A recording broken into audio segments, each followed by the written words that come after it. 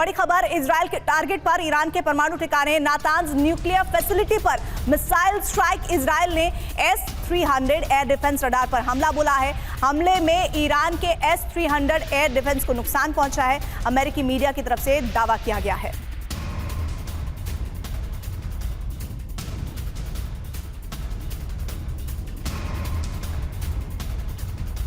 एक और बड़ी खबर, एक और बड़ी जानकारी ये मिल रही है कि दुनिया पर परमाणु युद्ध का खतरा मंडराया हुआ है और ईरान के परमाणु ठिकाने पर हमले से डिफेंस एक्सपर्ट चिंतित हैं। इजराइल के पलटवार से मिडिल ईस्ट में तनाव चरम पर है और वर्ल्ड वॉर 3 का खतरा बढ़ता जा रहा है। देखिए, परमाणु हमला इस बार पहली दफे नहीं है कि इस बात का जिक्र हो रहा हो, लेकिन हर बार ये कहा जाता है कि तैयारियां जिस भी मुल्क में सबसे ज्यादा हैवी रणनीति है वो तैयार रखता है, सबसे पहले उसकी तरफ से ऐसे सुगबुगाहट आती है कि परमाणु युद्ध का खतरा हो सकता है। ईरान के परमाणु ठिकाने पर हमले से डिफेंस एक्सपर्ट चिंतित बताए जा रहे हैं और इस चिंता को लेकर देखिए, मैं एक बार फिर से इन दो ब्रेकिंग्स का जिक्र करना चाहती हूं। जो अमेरिकी मीडिया के जरिए दावा हुआ है वो इजरायली टारगेट पर, ईरानी परमाणु बेस पर अटैक करने को लेकर है। जो चिंता की बात है, वर्ल्ड वॉर 3 का खतरा इससे बढ़ता नजर आ रहा है, जो लगातार परेशान करने वाली खबर है। इधर पेंटागन ने पहली बार AI जेट का टेस्ट किया है। ये हमारे सहयोगी मनीष झा ने खबर ब्रेक की थी और ये इंपॉर्टेंट न्यूज है। X-62A रोबोटिक जेट की F-16 से टक्कर हुई है और इस टेस्ट में F-16 की हुई है हार। भविष्य में AI से जेट नियंत्रित करेगा पेंटागन, ये इंपॉर्टेंट न्यूज है जिस पर मैं अभी थोड़ी देर में मनीष का भी कमेंट लूंगी कि आखिर ये तैयारी किस ओर इशारा करती है, क्योंकि ये इंफॉर्मेशन बताती है कि अब AI वॉर आने वाली है और AI वॉर की न सिर्फ तैयारियां बल्कि अब ग्राउंड जीरो पर इसके इस वक्त सबूत मिल रहे हैं। इधर बड़ी जानकारी, इजराइल पर युद्ध में AI के इस्तेमाल का आरोप है और युद्ध में AI से हमले में खतरा बहुत बढ़ जाएगा। ट्रेंड पायलट्स को भी मात दे सकता है AI और इजराइल के पास 2 AI प्रोग्राम है। इनफैक्ट मुझे तो लगता है कि 3 AI प्रोग्राम है। मैं कंफर्मेशन ले लेती हूं मनीष झा से। मनीष 2 AI प्रोग्राम्स है या 3 AI प्रोग्राम्स है? प्लीज डिटेल दीजिए और किस तरह से ये बहुत बड़ा खतरा हो सकता है। जी हाँ, बिल्कुल। देखिए, सबसे बड़ी बात यह है कि यही युद्ध की असली वो तस्वीर है जो कि सबको चिंता में लाने वाली है, क्योंकि आप युद्ध में जब देखते हैं, हर युद्ध में आपको नए हथियारों की एंट्री होती है। रूस यूक्रेन युद्ध में आपने ड्रोन वॉरफेयर के तौर पर देखा, वहीं इजराइल और मिडिल ईस्ट के इस कॉन्फ्लिक्ट में AI की एंट्री हुई।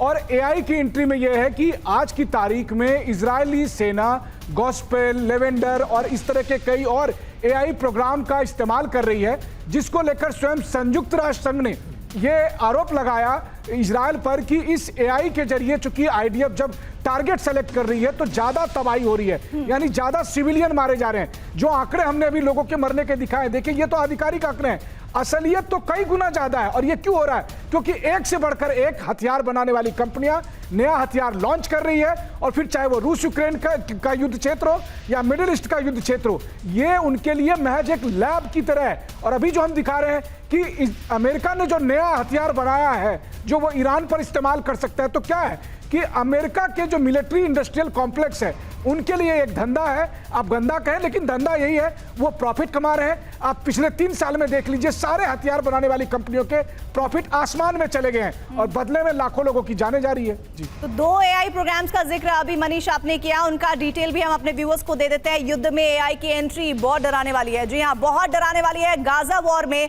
इसके इस्तेमाल से हड़कंप मचा है। तो सवाल यही है कि इजराइल के पास ऐसे कितने हथियार है? इजराइल के पास इस समय कहा जा रहा है कि AI वेपन्स तैयार हैं। इनमें एक का नाम है लेवेंडर, दूसरे का नाम है हाबसोरा, जिसे हिब्रू में गॉस्पेल भी कहते हैं। और लेवेंडर डेटा पर ज्यादा निर्भर रहता है और इसमें 10% तक एरर मार्जिन है। मतलब लेवेंडर 100 में 10 बार गलत भी हो सकता है और ये परसेंटेज कोई छोटा मोटा परसेंटेज नहीं है, ये बहुत बड़ा परसेंटेज है। हाबसोरा सिस्टम एक ही दिन में 100 लक्ष्य तय कर सकता है और ये ड्रोन फुटेज और सर्विलेंस डेटा का इस्तेमाल करता है। डेटा की स्कैनिंग के बाद सटीक लोकेशन देता है और हाबसोरा मारे गए लोगों का सटीक डेटा भी बता देता है। रशियन मिनिस्ट्री ऑफ डिफेंस के पास भी रोबोटिक कॉम्बैट सिस्टम है और जून 2023 में आई एक रिपोर्ट में यह खुलासा हुआ था कि चीन AI के जरिए अब तक की सबसे खतरनाक युद्ध की तैयारी कर रहा है।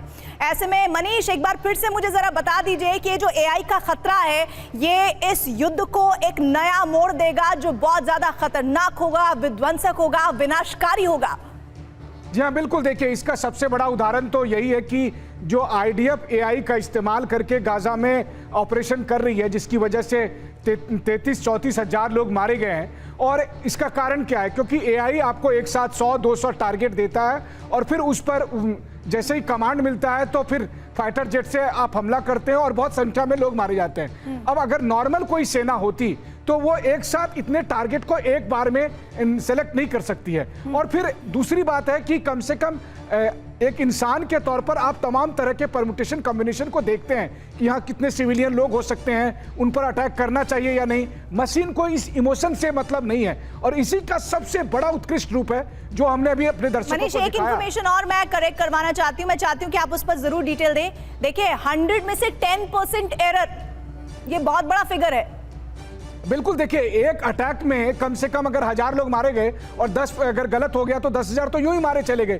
तो इस तरह के चांसेस काफी ज्यादा होते हैं। अभी तक तो हम केवल ड्रोन के फुटेज के आधार पर जब टारगेट करते थे, आपको याद होगा कि किस तरह से अमेरिका पर लगातार आरोप लगे थे जब अफगानिस्तान में ड्रोन के जरिए अटैक किए गए थे और बहुत सिविलियन मारे गए थे। लेकिन इजराइल के कार्रवाई में तो हद ही मच गई और एआई के जरिए किए गए तमाम कार्रवाई के जरिए आज आप देखिए कि 33-34 हजार लोग मारे गए।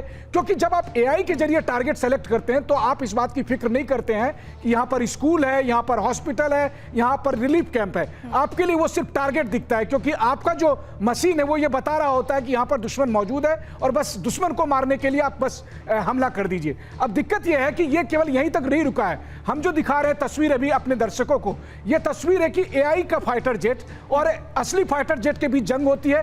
एआई का पायलट जो है वो जीत रहा है। मतलब आने वाले दिनों में आप देखेंगे कि F-16 पर एआई का पायलट बैठा हुआ है। मैं इसी पर एक कमेंट मनीष लेना चाहती हूं मेजर जनरल ब्रजेश कुमार का। सर, एआई की एंट्री इस युद्ध में एक नया टर्न कैसे लाएगी और ये कैसे खतरनाक होगा? क्योंकि एआई जब लड़ेगा तो उसके चांसेस जीत के ज्यादा होंगे और हार के कम होंगे। हालांकि अभी भी उस पर लगातार काम हो रहा है ताकि वो और ज्यादा वो जो गलती की गुंजाइशें हैं वो खत्म होती हुई दिखे। ऐसे में ये युद्ध और ज्यादा खतरनाक कैसे साबित होगा?